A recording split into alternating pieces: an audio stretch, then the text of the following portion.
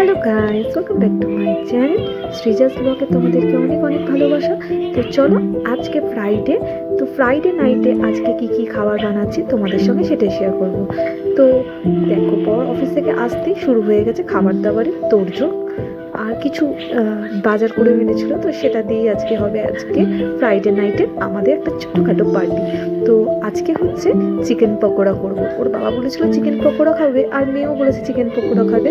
Chicken pakora খেতে তো সবাই ভালোবাসে, আমরা তো সবাই বাড়িতে ভালোবাসি। আর তোমরা কারা কারা ভালোবাসো অবশ্যই কমেন্ট বক্সে কমেন্ট করে যাবেন। তো চলো, এখন বানাবো চিকেন পকোড়া, তারপরে বানাবো হচ্ছে চিলি পানির। এটা হচ্ছে মেয়ে আবদার করছে যে আজকে চিলি পানির খাবে, তো সেই জন্য হবে চিলি পানির।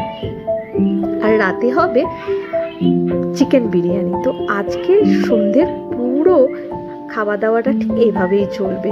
শুক্রবারের সন্ধ্যাটা কিন্তু আমরা খুব ভালোভাবে করে কাটাই, খাওয়া দাওয়া করে, মুভি দেখে, আর অনেক অনেক আনন্দ করে আজকের সন্ধেটা আমরা কাটাবো। আর প্রতি শুক্রবারই আমরা চাই, মানে চেষ্টা করি যে একটু ভালো করে কাটানো, কারণ শুক্রবারের পরেই শনি রবি দুটো দিন পর পর ছুটি থাকে। তো সেই জন্যে এই দিনটা এলে আমাদের কিন্তু বাড়ির সবারই খুব মজা হয়, না অফিসের ঝামেলা থাকে, না স্কুলের তাড়াহুড়ো থাকে। তো এভাবেই আমাদের আজকে শুক্রবারটা কাটছে। তো তোমাদেরও কেমনভাবে শুক্রবার কাটে অবশ্যই জানি। তো চলো, এবার আমরা শুরু করে দিচ্ছি চিলি পানির বানাতে। প্রথমে তো চিকেন পকোড়া বানিয়ে নিলাম, এরপর চিলি পানির বানাচ্ছি। চিলি পানিরটা খুবই ইজিভাবে বানাই।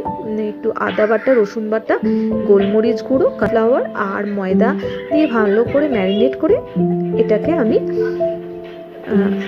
ছাঁকা তেলে একটু ভেজে নিই। তারপরে ওটা চিলি পানির বানাতে যে যে জিনিসগুলো লাগে সেগুলো তোমরা অনেকেই জানো, তাও তারা জানো না, তারা কিন্তু যদি চাও তো অবশ্যই আমাকে কমেন্ট বক্সে কমেন্ট করে জানিও, আমি পুরো রেসিপিটা তোমাদের সঙ্গে শেয়ার করে দেবো। তো এখানে যেভাবে করছি সেভাবে করলেও কিন্তু তোমাদের কমপ্লিট হয়ে যাবে। দেখো, আমি একটুখানি কর্নফ্লাওয়ার দিয়েছি, একটু ময়দা দিয়েছি, দিয়ে নুন আর পরিমাণ মতো হালকা করে ঝাল দিয়েছি, যেহেতু আমার বাচ্চারা খাবে তো সেই জন্যে। তো দেখো, হালকা করে আমি ভেজে নিয়ে এবার চিলি পানিরটা রেডি করে ফেলবো ঝটপট করে। আর চিলি পানির খেতে কিন্তু আমরাও বাড়িতে সবাই ভালোবাসি, আর আমার মেয়ে তো খুবই ভালোবাসে, আমরাও ভালোবাসি। তো দেখো, এরপর পেঁয়াজ আর ক্যাপসিকামটাকে হালকা করে ভেজে নেব। তারপরে সোয়া সস, টমেটো সস, নুন অল্প মত করে, মানে পরিমাণ মতো নুন, আর দিয়ে দেবো হচ্ছে একটুখানি কী বলে ওটাকে, আদা রসুন বাটা। এই সমস্তগুলো দিয়ে ভালো করে নেড়ে চেড়ে, একটু সোয়া সস দিয়েছি, বলেছি কিনা ভুলে গেছি। তো এরমভাবে করে আমাদের হয়ে গেল চিলি পানির রেডি। আর খুবই টেস্টি হয়, তোমরা চাইলে কিন্তু তোমরাও এভাবে চিলি পানিরটা বানিয়ে নিতে পারো। এরপর তো আমাদের নেক্সট আইটেম শুরু হয়ে যাবে। প্রথমে চিকেন পকোড়া, এবারে চিলি চিকেন হয়ে গেল। এরপর বিরিয়ানির জোগাড় করব। তো তার আগে একটুখানি খেয়ে নিতে হবে যে চায়ের জন্য এই চিলি পানিরের খেতে খেতেই করে নেবো একটু চা।